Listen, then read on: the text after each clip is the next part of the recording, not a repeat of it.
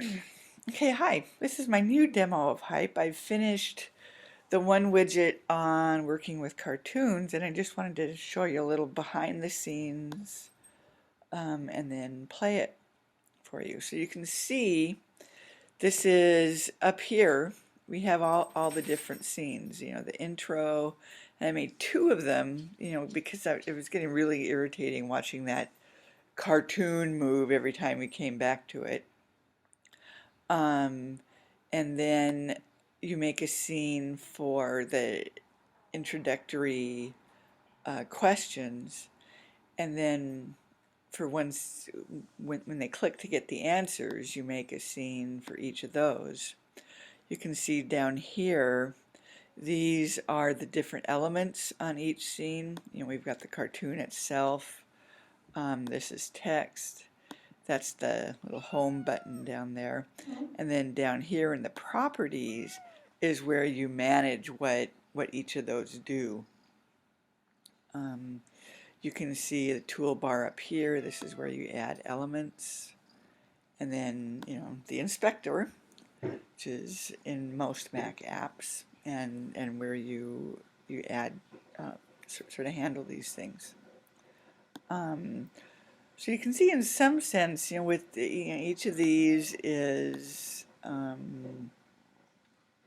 lot like, with the timeline and everything, what happens in, or used to happen in iMovie. So let's just see what this looks like. We'll click preview here. This is my introductory. I'm going to click on subjects. You see the questions pop up, prompting what the students to do. Okay, so now if I click on these, actually each of these is a different slide, but I love how it all looks like it's just part of the same screen. Click the home button. So now you see it just pops up. It's not turning every time. Symbols. Okay, I need to go in and fix that timing. And we'll click on the bomb. See, we've got the torch, Lady Liberty. You're being annoying, cat. Click on the text. And students, of course, would just be tapping since this is on an iPad.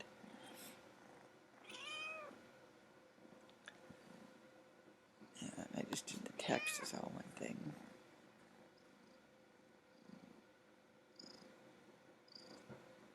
And then the overall impression.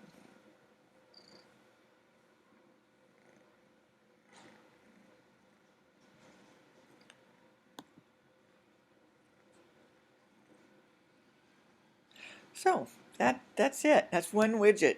I won't tell you how long it took me to put it together because it's too depressing.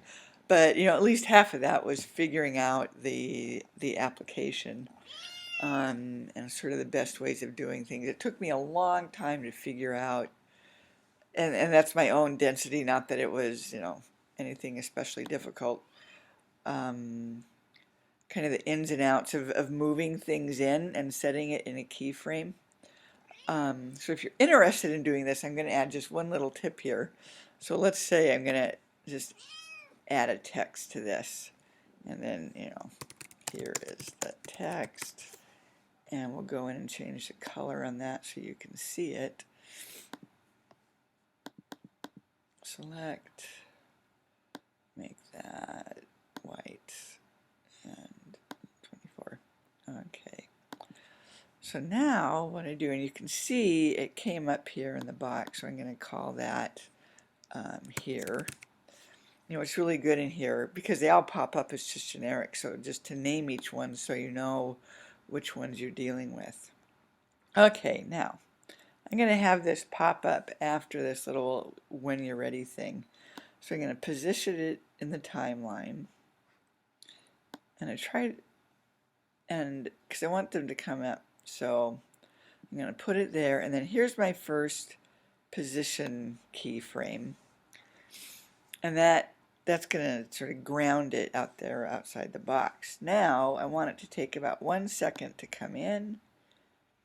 So we're going to position that. And now I'm going to make a new keyframe. And you have to make the keyframe before you move the text. That's the one that took me forever to figure out. Now I'm going to move the text where I want it to come in. I want it to land about there. And you see down here, now they've connected the two. So if I move this back and play that, now you'll see it comes in and lands where you want it. Kind of cool, huh? Get rid of that. Okay, so that is hype. I am kind of wondering if there's anything this does that you couldn't just do in Keynote. Because a lot of this stuff you can do.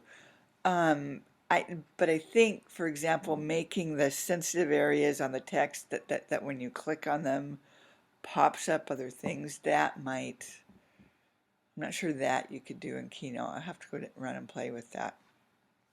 But anyway, it's $49.99 on the App Store, so it's not cheap, but it's not overly expensive either. And I'm really looking forward to doing the other widgets and putting the whole book together and seeing how that turns out. And of course, when I do, I will give you the link.